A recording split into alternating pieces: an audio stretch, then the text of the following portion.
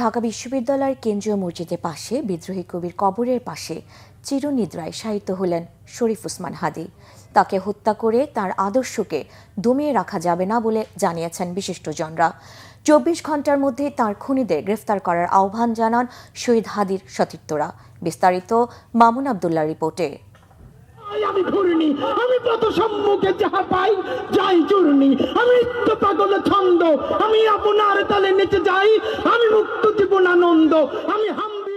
তিনি এসেছিলেন ঝঞ্ঝার মতোই, ছিলেন মুক্ত জীবনানন্দ, দেখিয়েছিলেন বিপ্লবের পথ। সে পথ কখনো মসৃণ, কখনো বন্ধুর।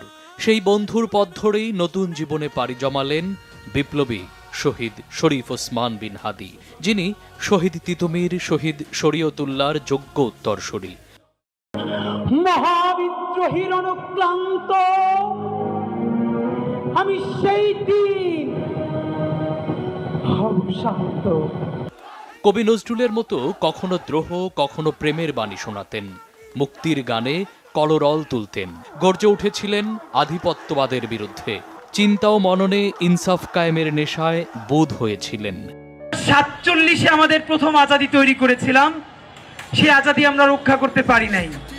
71-এ এত ত্যাগের বিনিময়ে আমরা একটা স্বাধীনতা এনেছিলাম। আওয়ামী লীগ এবং ভারত আমাদের সেই স্বাধীনতাকে দখল করেছে।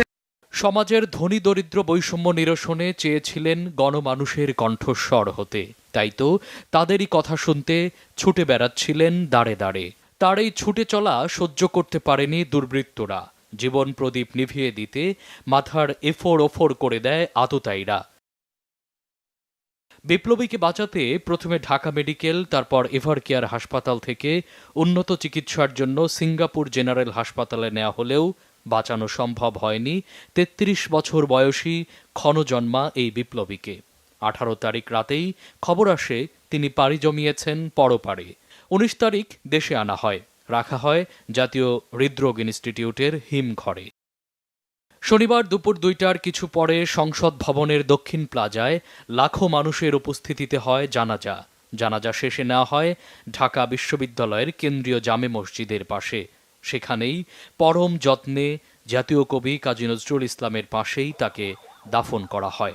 বিশিষ্টজনেরা বলছেন, বিপ্লবীকে হত্যা করা গেলেও তার আদর্শকে হত্যা করা যাবে না।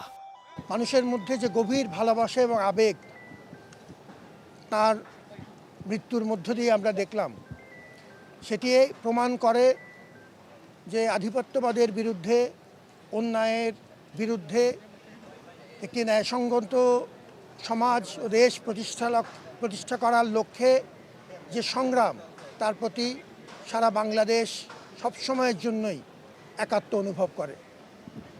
শহীদ হাদী এখন শুধু একজন ব্যক্তি নন, তিনি ইতিহাস এবং বাংলাদেশের ঐতিহ্যের গুরুত্বপূর্ণ অংশ। ওসমান হাদী ভাই যে স্বপ্ন দেখেছিলেন, সেই স্বপ্নের জন্য তিনি শহীদ হয়েছেন।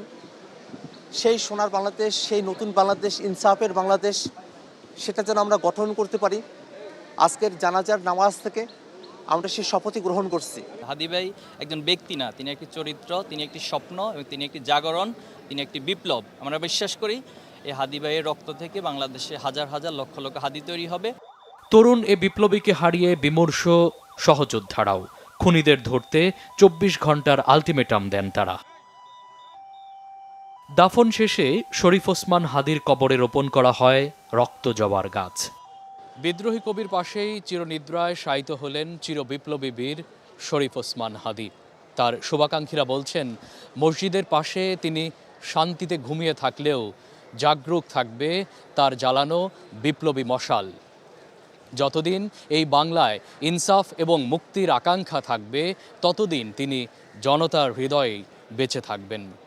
মামুন আবদুল্লাহ, বাংলা ভিশন, ঢাকা।